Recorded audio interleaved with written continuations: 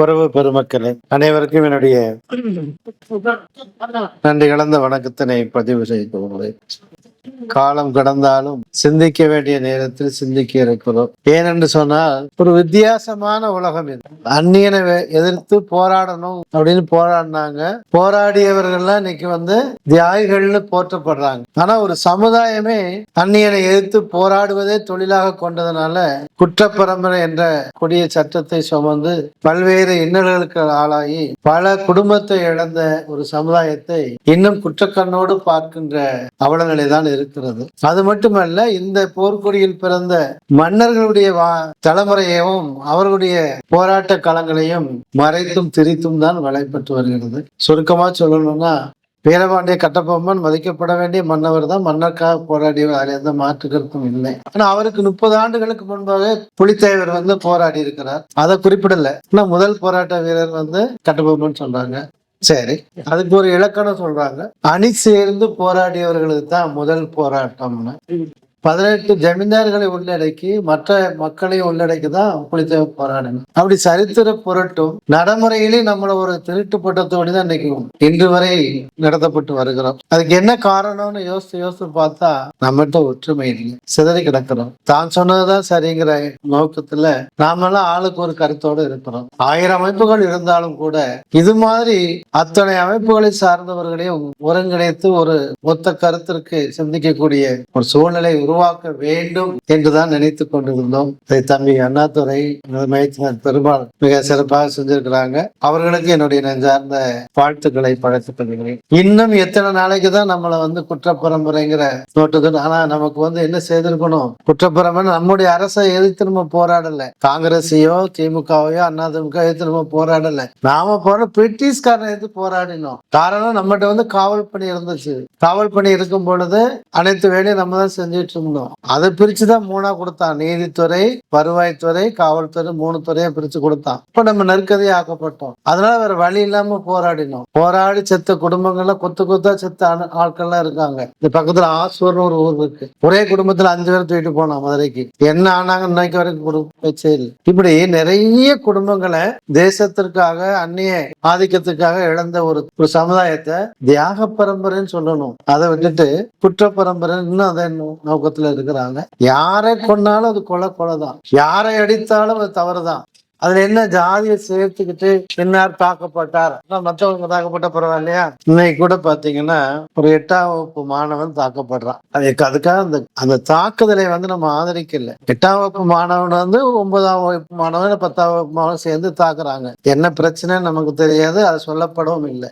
பட்டியல் இனத்தை சார்ந்த மாணவர் தாக்கப்பட்டார். அப்ப மீதி மாணவரை தாக்குனா பரவாயில்லையா? ஒரு மாணவன் தாக்கப்பட்டார், அதான விஷயம். ஆனா பட்டியல் இனம்னா அதுக்கு ஒரு பாதுகாப்பா இந்த சமூகம் கருதுகிறது. அதே தேவர் சமுதாயத்தை சார்ந்தவங்கன்னா என்னமோ சொல்றாங்க, ஆதிக்க சக்திங்கிறாங்க. அது ஆளுமை சக்தி. அதை அப்படிங்கிறதுனால ஆதிக்க சக்திங்கிறாங்க.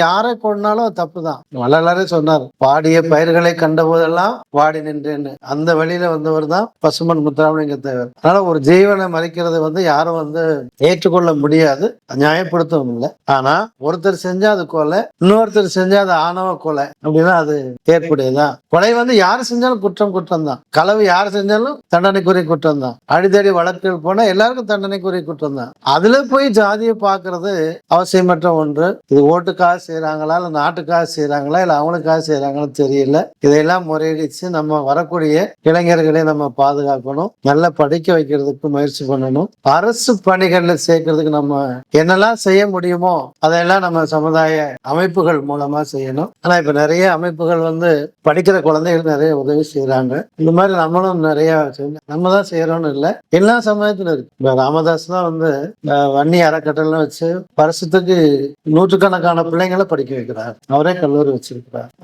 இப்ப நீங்க கூட பாத்துப்பீங்க, KKSSரும் அவரு நேரும் ஒரு மீட்டிங் கலந்துக்கிறார். அவர் மீட்டிங்லயே பேசுறாரு, என்னன்னாலும் சரிப்பா நான் இருக்கேன், அண்ணன் நேரு இருக்காரு, உங்களுடைய பிரச்சனைகள் எதுனாலும் கொண்டு வாங்க, நீங்க ஒன்னும் செய்ய வேண்டாம். செய்ய வேண்டியது என்ன செய்யணும், கீழே ராமசாமி ரெட்டியாரு, குப்புசாமி ரெட்டியார்னு அப்பா பேரை மட்டும் நீங்க குறிப்பிடுங்க, மனுவை எங்கிட்ட கொடுத்துருங்க, வேலையை நாங்க பாத்துக்கிறோம் அப்படின்னு பொதுக்கூட்டத்திலே சொல்றாங்க, மந்திரிகளே சொல்றாங்க. அந்த உணர்வு நம்மகிட்ட இல்லை. நம்மளால ஒரு உறவினர், நம்ம சொந்தக்காரர் ஒருத்தர் ஆளுமையில இருந்தாருன்னா எல்லாத்தையும் பார்த்துட்டு கடைசியா தான் நம்மள வேண்டாம் விரும்ப பார்த்துட்டு போவாங்க. இதெல்லாம் மாறணும்னு சொன்னா மாற்றத்தை அங்க நம்ம ஏற்படுத்துறதை விட நம்மகிட்ட ஏற்படும்.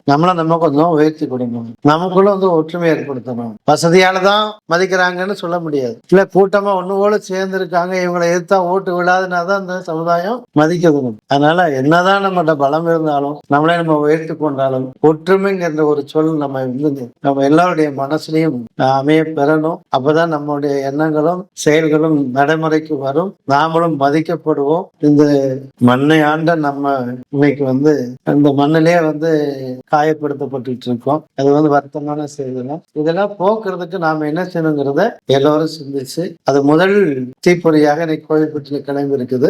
தமிழகம் முழுவதும் பரவ வேண்டும். தேவை மரம் பதிச்சுக்கிட்டா நம்ம ஜெயிக்க முடியாதுங்கிற ஒரு எண்ணம் வரும். அப்பதான் நமக்கு நம்மளை உயர்த்திக்கிறது, நம்மளை பெருசாக்கி கொள்வது, நம்மளுடைய திறமை வளர்த்துக்கிறதுலாம் இருந்தா கூட அது தனி மனித ஒழுக்கமும் தனி மனித வளர்ச்சியும் ஆகுதே தவிர சமுதாய ஒற்றுமைன்னு ஒண்ணு இருந்தா மட்டும்தான் போட்டு கொடுக்குறாங்க.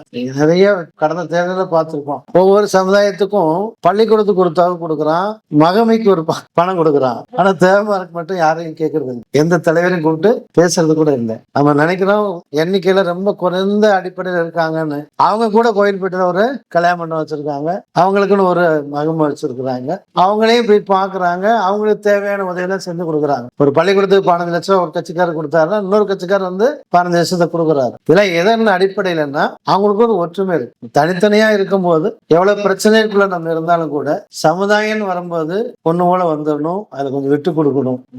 உலகத்திலேயே ஏற்றுக்கொள்ள முடியாத ஒரு விஷயம் எனப்படுக்கும். நமக்கு ஒரு பெரிய பழிச்சொல்லே இருக்குது, எனக்கொலை பண்றாங்க. அதை நம்ம பிள்ளைகள் மத்தியில எடுக்கணும். என்னவா இருந்தாலும் சொந்தக்காரனா ஜாதிக்காரனா மதிக்க பழகணும், மதிக்கவே இல்லையோ மன்னிச்சு பழகணுங்கிற என்னுடைய அன்பான வேண்டுகோளை வைத்து அருமையான கூட்டத்துக்கு வருது அந்த எங்க மாமா அங்கமுத்து உள்ளிட்ட உறவினர் அனைவரும் வாங்க, கதிரவர் வாங்க, மேல வாங்க.